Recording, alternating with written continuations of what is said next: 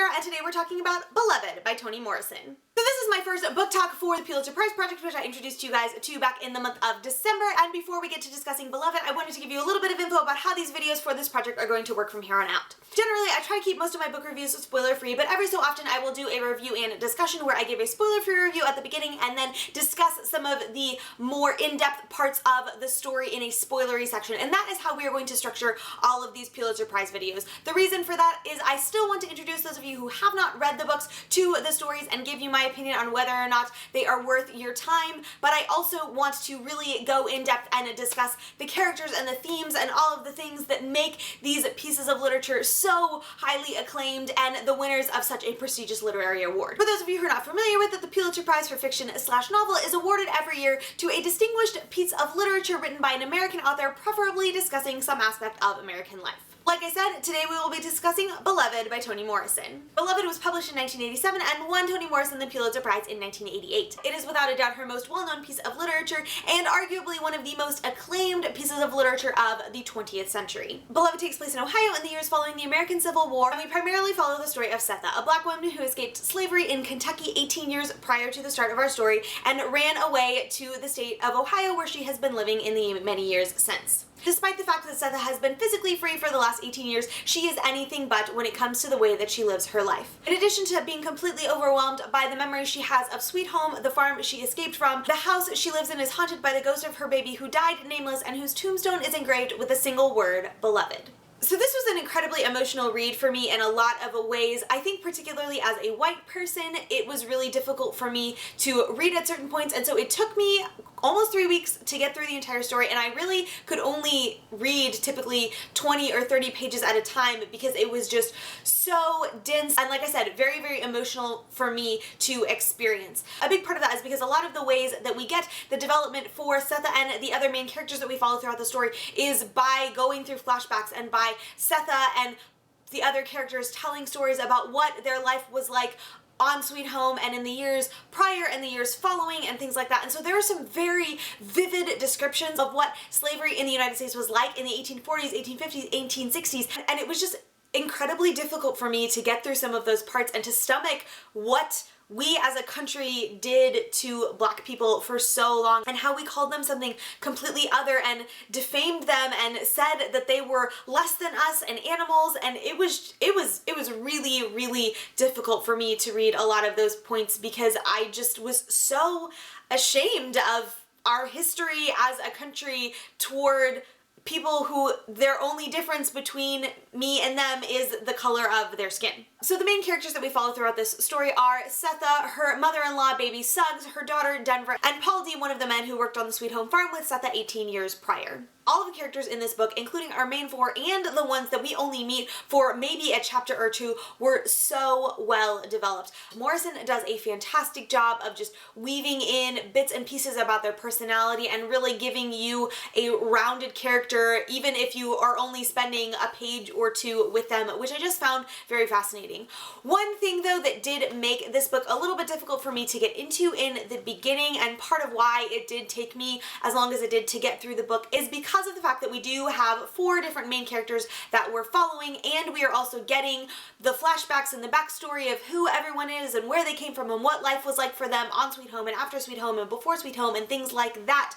There's a lot of different narrative threads that we follow, and it was a little bit difficult for me at points to keep track of where everything was going, and I found myself having to read and reread certain sentences over and over again to make sure that I really grasped and understood what was happening and what Morrison was inferring or explaining and things like that. So her writing in that sense is beautiful but also very dense for a lot of points in this story. And this is one of those books where if I was not completely focused, if I was listening to music and happened to tune out for even 2 or 3 sentences, I could completely lose the thread of what was happening on the page. My official rating for this book is 4 out of 5 stars. It is a story that will sit with me for a really, really long time, and I am pretty sure that it will only improve on reread because in a lot of respects this is a very suspenseful novel. There's a lot that is revealed to you slowly over time, and there are certain things that you suspect but aren't confirmed for you until very late in the story. So I think doing this initial read not really knowing what the story is about was really helpful for me, but I think at the same time, my experience with it and my potential appreciation for it will only improve knowing what is coming, what I'm going to be looking for, and how these characters' lives play out as we progress through the story. But even with its density, even with the difficulty of the subject matter, this is an absolutely exquisite novel, and I highly, highly recommend that you check this out. So that is the end of my spoiler-free thoughts on the book. Now we are going to jump into discussing a bit more in depth of the themes and characters and the different things that happen throughout the story. So if you have not read it, then we'll see you later. Bye!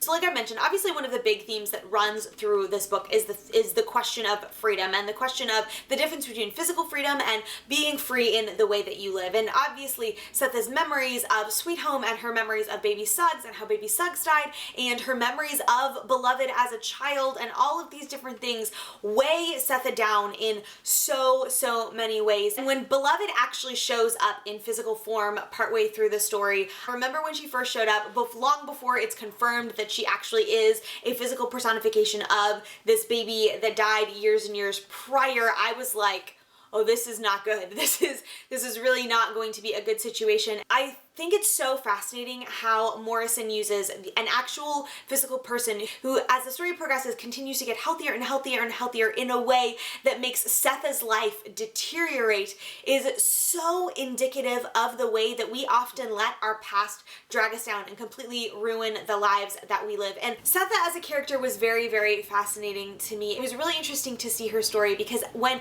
Paul D first arrives and he casts the ghost of Beloved out, you start to see Setha almost come back to life, that she is starting to realize that maybe she can trust again, maybe she can have a wonderful life that she hasn't felt like she deserved. And then they come back from the carnival and Beloved is sitting there, and you immediately see how Setha's demeanor effectively changes, that she is once again weighted down by this burden of having murdered her child. Even though we don't actually learn for several more chapters until much later into the story that Setha did murder Beloved, but then even further on in the story we don't even learn until much later on why Setha murdered Beloved. She didn't do it out of vengeance or out of spite, but rather because she felt like that was the only way to protect her children. Paul D as a character was very, very fascinating to me, especially his backstory and a lot of his thoughts on being a man and his questions about what actually made him a man. Was he a man because of the things that he did and who he was, or was he a man because a white man called him that? And the questions that he wrestles with of identity were both beautiful and absolutely heartbreaking to watch. And I love how his character comes full circle, that he goes back to Setha at the end and he is like, no, you have so much to live for. You are going to get out of this bed. I'm going to rub your feet. We're going to get through this. And he says this line where he tells Setha, you and me have more yesterday than anybody. We need some kind of tomorrow. And just a couple of lines later, when Setha is grieving the fact that she feels like she lost her best thing, and Paul D tells her, you are your best thing, Setha. And she looks at him and she says, me?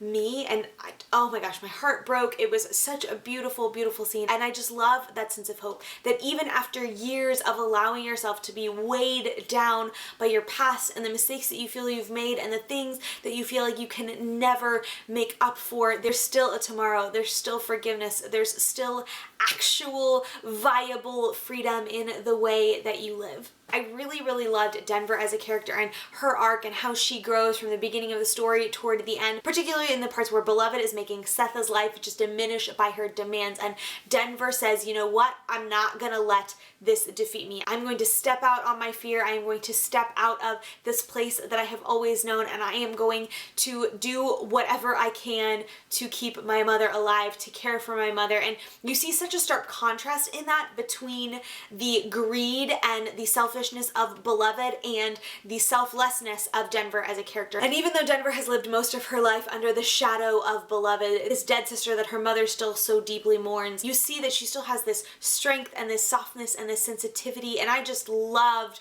her arc as a character. She bothered me at points at the beginning because she seemed so angry and I couldn't necessarily figure out what she had to be so angry about, but as the story progressed and you got to learn more and more about Setha's history and Denver's history and things like that, you start to see the reasons why she felt the way that she did and why she was as angry and as bitter toward her mother and toward life as she had been. But I just loved how her character, like Setha and Paul D, ends with a sense of hope and this sense of life continuing on and there being a tomorrow and there being actual freedom. Well, there you have it, friends. That is my review of Beloved by Toni Morrison. If you have read the book, I would love to hear your thoughts, so please let me know in the comments below. As I previously mentioned, the Pulitzer Prize pick for the month of February is The Color Purple by Alice Walker, so if you would like to join along in the discussion video that I will have up near the end of the month, then you can read that this month as well. If you want to follow me elsewhere online, you can find me on Twitter, Instagram, and Goodreads, all at Sarian Hayes. The links for those profiles will be in the description below. Thank you so much for watching. I hope you enjoyed this video. Don't forget to subscribe, and I will see you next time. Bye!